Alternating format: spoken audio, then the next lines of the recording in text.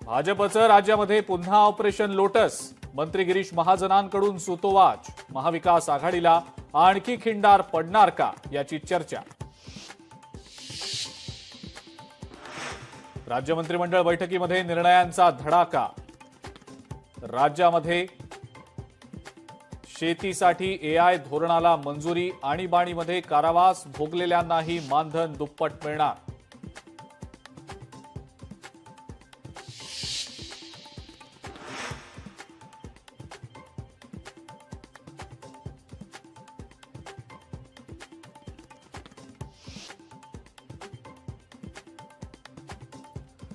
अजित पवारांना सोबत घेण्याबाबत शरद पवारांची नकार घंटा।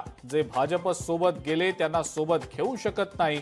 दोन्ही राष्ट्रवादी एकत्र येण्याच्या चर्चेवर पवारांचं मोठं वक्तव्य।